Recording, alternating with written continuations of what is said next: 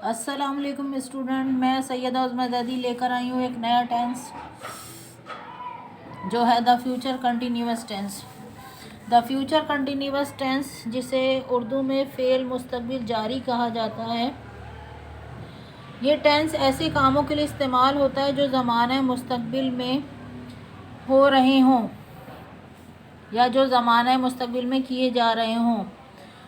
उर्दू में इस टेंस की पहचान है कि जुमले के आखिर में रहा होगा, रही होगी, रहे होंगे, या हुई होगी, हुआ होगा, हुए होंगे आता हो।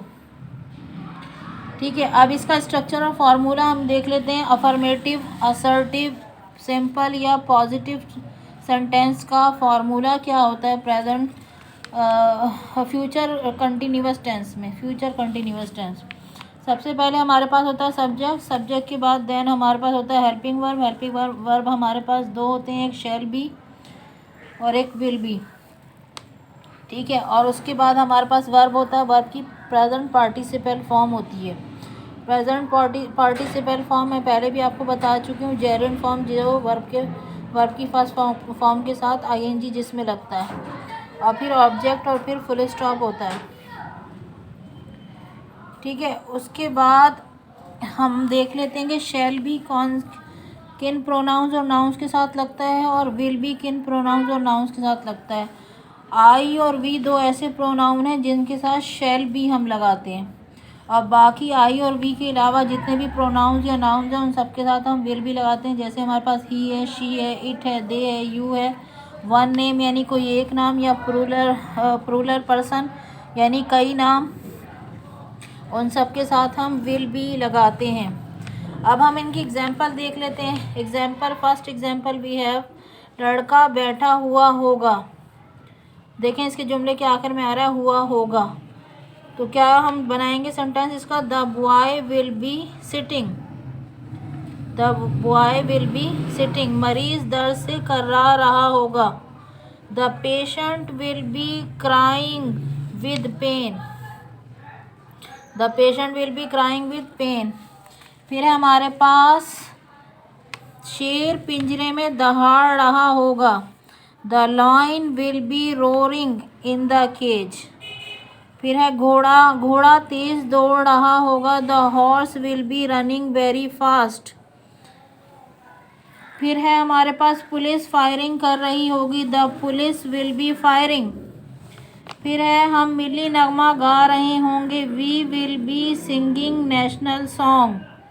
अब हम इसके नेगेटिव देख लेते हैं कि नेगेटिव सेंटेंस किस तरह बनाया जाता है फ्यूचर कंटिन्यूअस टेंस का। नेगेटिव सेंटेंस जिनको हम उर्दू में मनफी या इनकारिया जुमले भी कहते हैं, इसका स्ट्रक्चर या फार्मूला होता है कि हमारे पास सबसे पहले सब्जेक्ट होता है, देन हमारे पास हेल्पिंग वर्ब होता है। हेल्पिंग वर्ब हमारे पास दो होते हैं, एक विल और एक शैल। ठीक है, और फिर हमारे पास अफर्मेटिव में यहाँ दो हेल्पिंग वर्ब थे, विल बी, ठीक है, और शैल बी। देखिए, एक हेल्पिंग वर्ब हमारे पास शैल है और एक हमारे पास हेल्पिंग वर्ब है बी। इसी तरह एक हेल्पिंग वर्ब हमारे पास है विल और एक हेल्पिंग वर्ब है हमारे पास बी। तो ये दो हेल्पिंग वर्ब का मजमूआ है। तो हम क्या करेंगे, इन दोनों हेल्पिंग वर्ब के दरमियान में नॉट लगा देंगे। जैसे शैल विल बी है तो विल बी के दरमियान में हम नॉट लगा देंगे, फिर विल आ जाएगा, विल इधर, फिर नॉ बी आ जाएगा। विल और बी के दरमियान में हम नॉट लगा देंगे। इसी तरह शैल अगर होगा हमारे पास शैल बी, तो शैल और बी के दरमियान में हम नॉट लगा देंगे। देखें तो क्या होगा, सब्जेक्ट होगा, फिर हेल्पिंग वर्ब हमारे पास विल या शैल होगा, और फिर बीच में नॉट, और फिर बी दूसरा हेल्पिंग वर्ब। अब फिर हमारे पास वर्ब होगा, वर्ब की प्रेजेंट पार्टिसिपल फॉर्म, और फिर ऑब्जेक्ट, और फिर फुल स्टॉप। अब हम इसकी एग्जांपल देख लेते हैं कि मैं इस किताब का मुताला नहीं कर रही होंगी। I shall not be studying that book. बढ़ई सुबह से शाम तक काम नहीं कर रहा होगा। The carpenter will not be working from dawn to dusk. ठीक है, फिर है हमारे पास वो आधी रात से जाग नहीं रही होगी। She will not awakening till midnight. वो मोमबत्ती नहीं जला रहा होगा। He will not B lightning, he will not B lightning the candle, he will not be lighting the candle।